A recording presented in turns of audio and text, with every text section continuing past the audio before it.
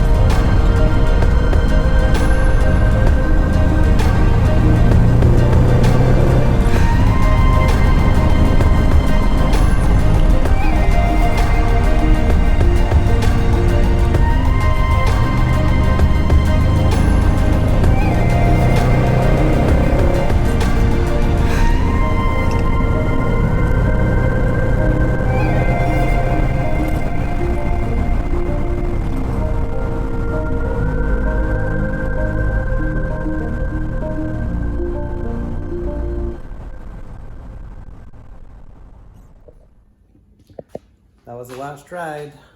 Now it is about 5 o'clock in the evening, and my goal is to try to get this out tonight. And I've never done this before, so I don't know if that's reasonable to get it out before I go to bed. But I could go to bed at 5 in the morning. So I essentially have like 12 hours to get this done. My goal here is to start with, let's see, if I were to make a list, it would be battery, radiator, hood, jack stands.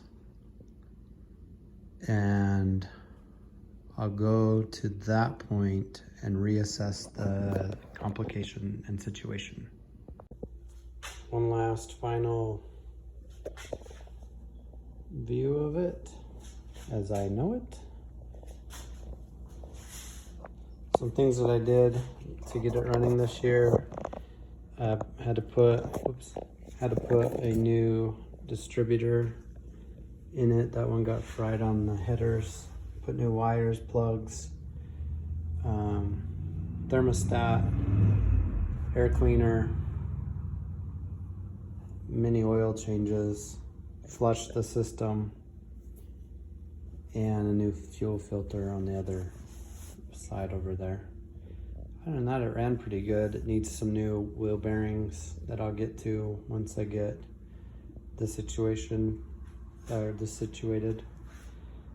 But last view of her. Hood is off. What I should not have done was take it for a long drive before I did this because it's boiling hot. But onto the battery. So I get a little nervous getting under vehicles. I put these there. Did a pretty violent shake test. Looks safe. I also put one under the cross member in the front for funsies. And time to unhook a transmission. So I got the drive shaft unhooked. And one thing I don't know if I like or not on C3s, at least on this M20 transmission, is this linkage. I don't really understand how it works. But what it does is you have to put it in reverse to get your keys out. So it puts it in like it's like a safety item, I understand. Sometimes it's a little bit annoying, but the part I really don't understand is all of this. So this might take me the longest to figure out of the whole project. And I will go there. Okay. So this is absolutely going to spray me in the face. Let's be up here so it doesn't burn my face off.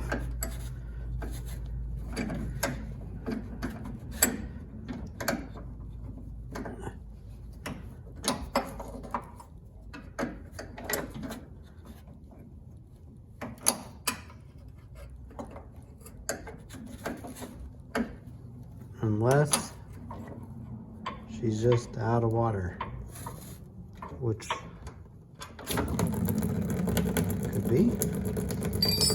Let's fill it. Doesn't feel too hot. So now that's gonna spray everywhere. That's really good. Take this off. How hot? That's hot. Dang it.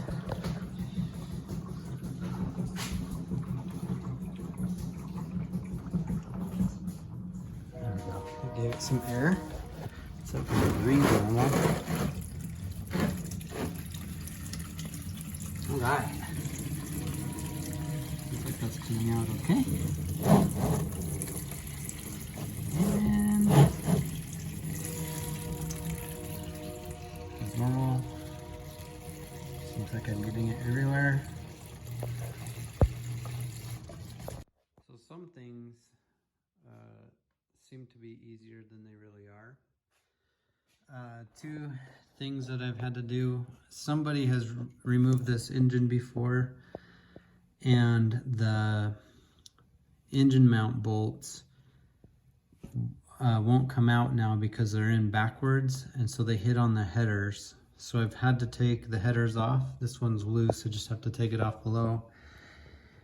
The surprise gremlin here was actually the radiator. Doesn't look like it's been removed for a really long time, and so it did not, for whatever reason, did not want to come out. So looks pretty clean. I still got the fuel to go. We had an emergency with one of my kids' iPad things. There was a little bit of an emergency, so that took away about 2 hours. Larger emergency.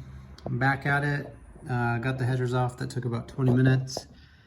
The radiator really took a long time, so that set me back quite a bit. Other than that, still got a long ways to go. This has that wire I was talking about. I don't know Looks like it's gonna be a little bit of a headache to get that out. I don't know how to remove this. So this is where I'm stuck right now with the interior. After that, the transmission's unhooked and still got a little ways to go. Situation update. I'm having a bit of trouble with the manual transmission. I've got everything else ready to go. Headers are off, carbs are off, like everything is, everything's ready. I just cannot figure out this gear shift lever. And there is one bolt that is like down in this area. And I cannot get to it with a wrench. But I think I was complaining about this before. This reverse cable that comes up in here and connects over to the reverse lever. It's hooked up, and every time I try to get the clip out,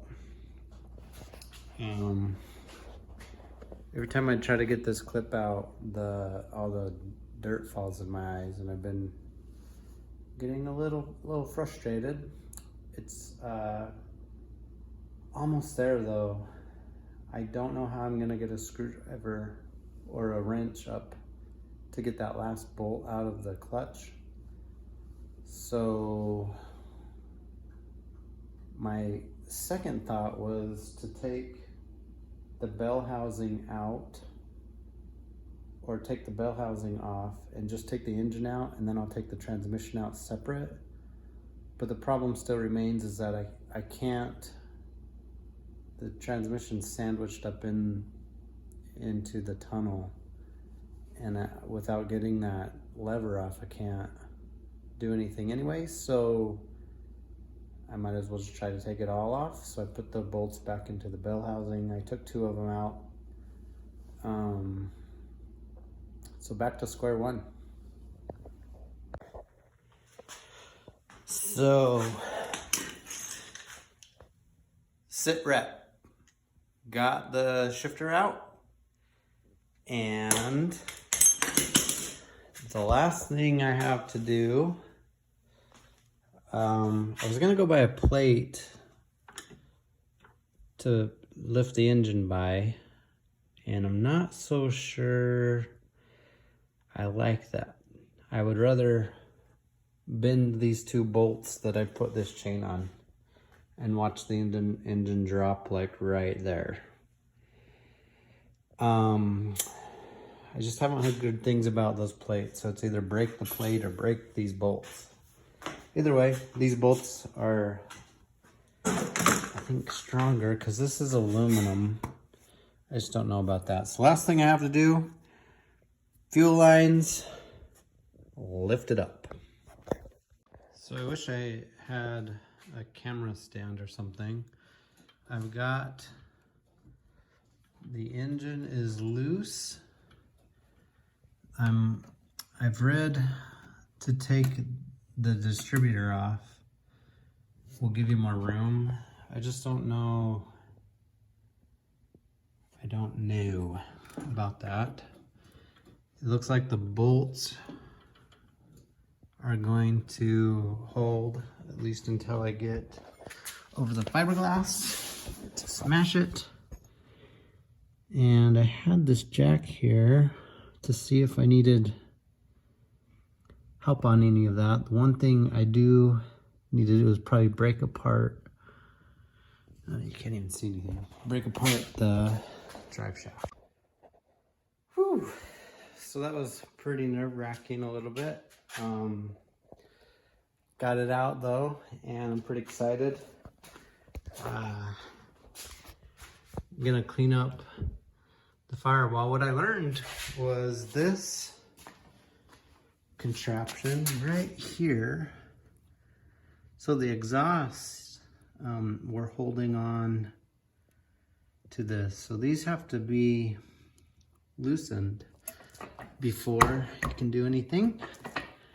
that was new to learn. I'm so excited. So what a fun engine that was, and what a fun engine that's going to be.